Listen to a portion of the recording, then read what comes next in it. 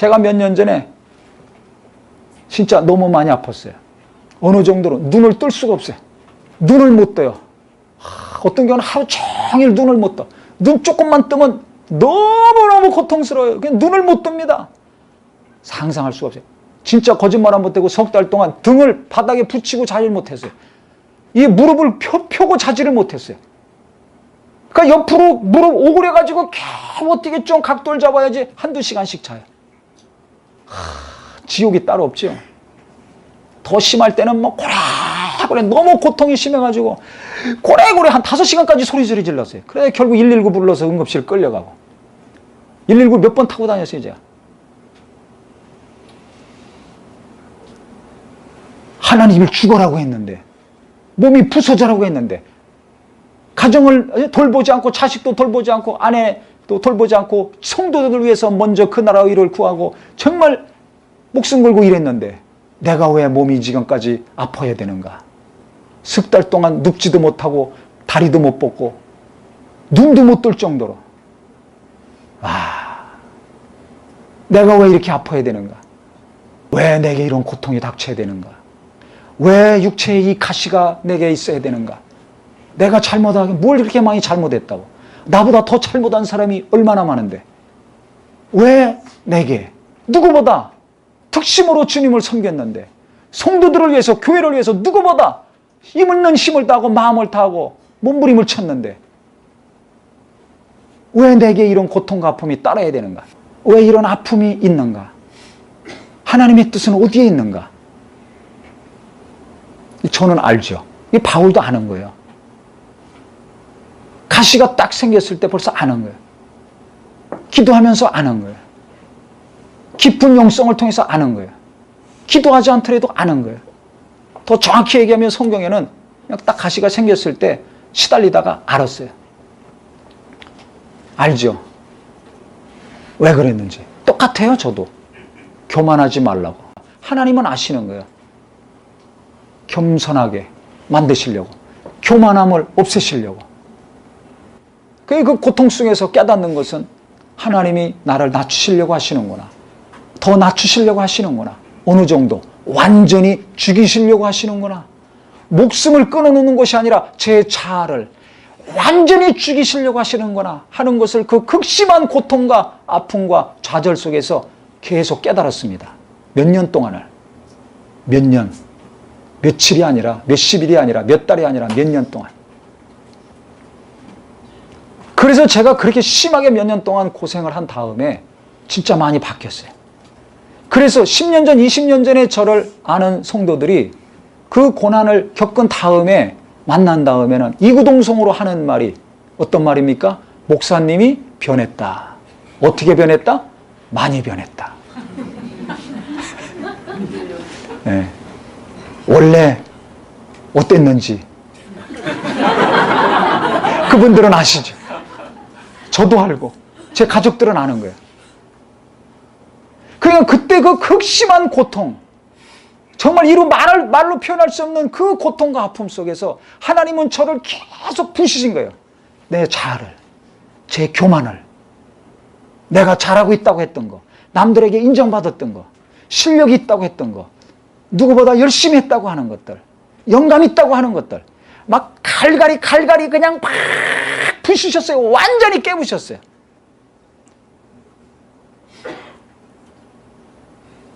몇 년 동안을 그랬어요. 계속. 지금도 마찬가지.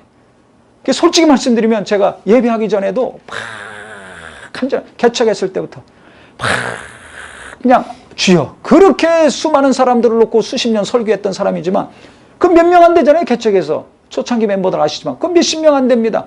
20명, 30명, 40명, 50명, 60명, 70명 이렇게 모였을 때도 막 간절하게 막 매달리는 게 주여. 어떻게 설교해야 됩니까? 주여. 도와주시옵소서. 이 성도들이 은혜 받아야 되는데 주여 큰 은혜를 주셔야 되는데 하나님이 도우시지 않으면 저는 할 수 없습니다. 성령이 도우시지 않으면 안 됩니다. 막 간절하게 기도하는 게 너무 간절하니까 막 눈물이 나죠. 네? 그래서 찬양하잖아요. 설교전에 막 간절히 너무 간절하니까 다 멀리서 오시고 개척교회 뭐 형편없는데 뭐 빌려서 하는데 그 은혜 받으려고 거기까지 오시는 교회, 좋은 교회들이 얼마나 많습니까? 큰 교회들이 얼마나 많습니까? 유명한 목사들이 얼마나 많습니까? 주일학교 시설도 잘 돼 있고 성경 공부니 뭐 이런저런 프로그램이 잘 돼 있는 데가 얼마나 많습니까? 그런데 그거 다 뒤로 하고 개척한 몇 명 모이지 않는 교회, 어린애들도 올 수 없어서 젊은 사람들이 어린애들이 꼬면 사무실도 없고 애들 뭐 뛰다니까 한 번 오고 안 옵니다. 그냥 가슴이 아프죠. 오고 싶은데 뭐 애들하고 뭐 같이 있을 데가 없으니까 1년 넘게 그냥 사무실 없이 했잖아요. 보통 뭐 예배당 얻어가지고 2부 예배합니다. 그리고 사무실이나 주일학교 하는데 그런 형편이 안 되니까. 그러니까 정말 연약하고 부족한 게 너무나 많죠. 기도하는 게 무엇보다 성도들이 은혜 받아야 되니까. 그래도 은혜 받으려고 여기까지 멀리서 들어오시고 가까이서 오셨으니까 하나님만 의지하는 거예요. 하나님이 은혜 주시지 않으면, 성령이 역사하지 않으면 정말 할 수 없습니다. 할 수 없습니다. 예배 때마다 그렇게 작아지고 낮아지는 거예요. 그러니까 막 하나님만 의지하죠. 나는 할 수 없습니다. 도와주시옵소서, 너무 간절하니까 계속 뜨거운 눈물 막 나오는 거예요. 설교에 대해서는 자신만만했던 사람이 교인 몇 명 앉혀놓고 30분 설교하는데도 막 간절하게 눈물로 그냥 막 뜨거운 눈물이 나올 정도로 기도해야 되니 이게 진짜 막 바뀐 거죠. 그러니까 하나님은 계속 육체의 가시, 몸이 그렇게 아픈 것이 저에게는 육체의 가시였어요. 그 다음에는 이제 그 고통은 없어요. 좀 회복이 됐는데 그렇게 아프고 나니까 기운이 없잖아요. 그러니까 하나님이 힘을 주셔야 뭐든지 할 수 있는 거예요. 그러니까 또 막 매달리는 거죠. 바둥바둥거리고.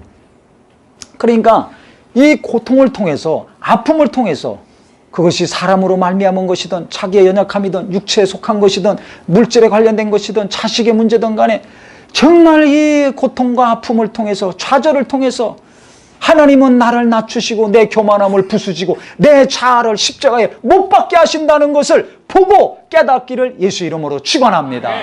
예수 이름으로 축원합니다. 나를 스스로 교만해질까 봐, 내가 자만해질까 봐 하나님은 내게 이 고통을, 아픔을, 가시를 박아주신 것이라는 걸 깨달은 거야. 그 다음에 내 능력이 약할 때, 네가 약할 때 온전하여짐이라. 그래서 과거부터 설교 들으신 분은 알지만 제가 그렇게 아프고 고통을 겪고 개척하고 다 요즘 설교하는 설교와 그 이전에 건강하고 막 강력하게 집회 많이 하고 붕해하고 뭐 수련회 인도하고 할 때 설교하고 같습니까? 다릅니까? 다릅니다. 달라요. 설교가 달라졌어요. 사람만 바뀐 것이 아니라 설교가 달라졌어요. 그때는 막 있는 힘을 다해서 강력하게 하나님 말씀을 선포하면 내 할 일 다 했다고 생각했어요. 하나님 말씀 있는 그대로 전하면 되는 거 아닙니까? 그때도 많은 사람들이 은혜 받았지만 지금 뭐가 달라졌는가?